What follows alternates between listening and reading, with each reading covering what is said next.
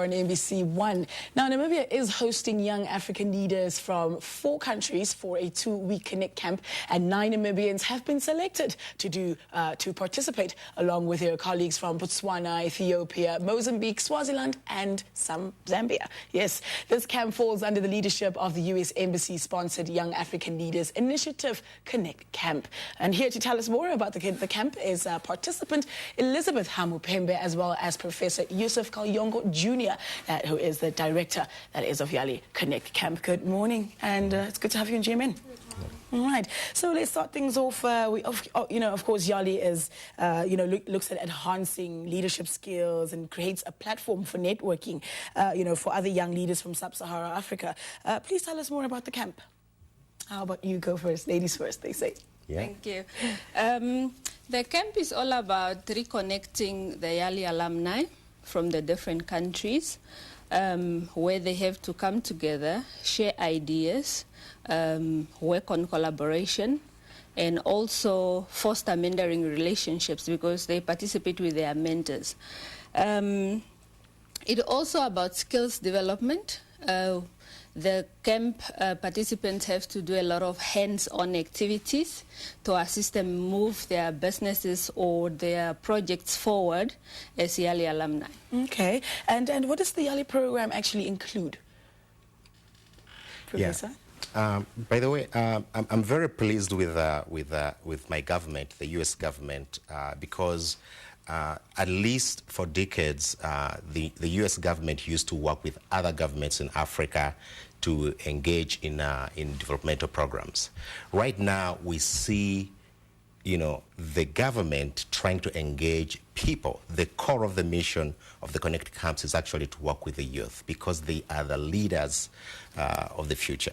And the purpose of this is actually to empower them to ensure that at least they have innovation strategies. They think about developing communities and outreach programs to empower citizens so that they know how to create businesses, so that they are not just job seekers, but also job creators. Right. And all this starts with the youth, actually. Okay. Elizabeth, how did your life change as the Mandela Washington Fellowship since last year? And what are some of the projects that you're currently busy with and doing to impart knowledge on your fellow Namibians? I have to say that being part of the YALI network, it has been great. I think going through that and going to the US, I have gained a more deeper understanding on how the world works, and also Africa, because I was in a group with many different people from different African countries, so I have learned a lot from them. It's also about cultural diversity. You look at other people's cultures and it helps you appreciate culture more.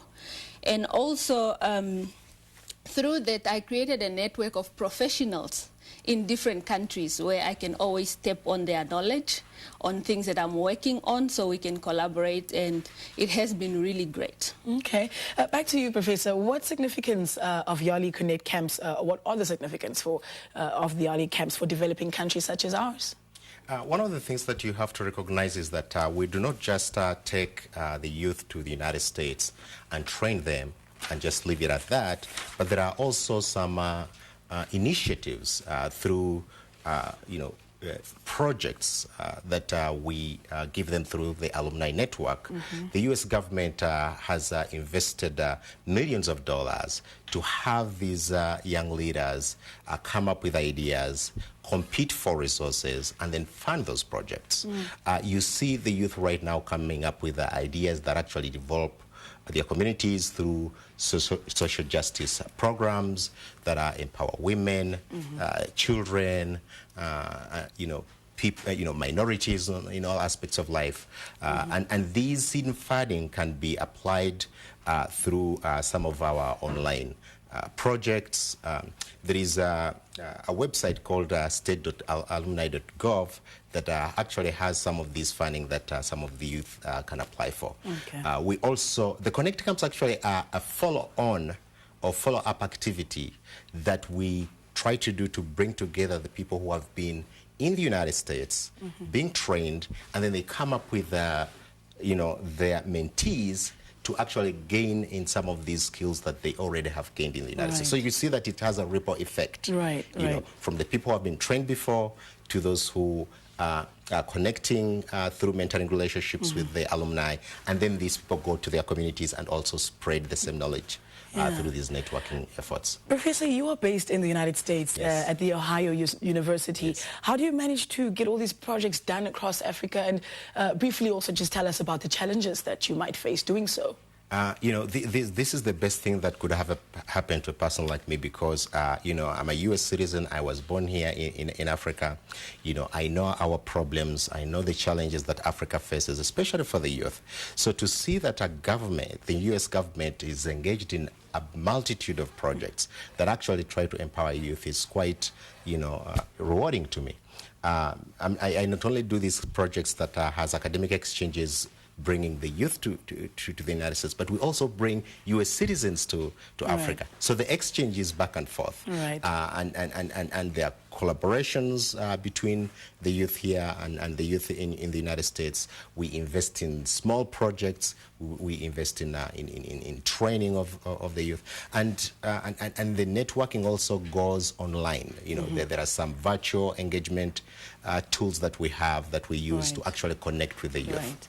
All right, Professor, sadly we've ran out of time, so thank you very much for coming, Elizabeth. Good luck and all the best for you. And Professor, it was good having you in as well. Thank you. So there you have it, participant Elizabeth Hamopembe and Professor Yusuf Kalyongo Jr., Director, that is both from the YALI Connect Group. Leonard Wiltbian will be up next with your news at 7.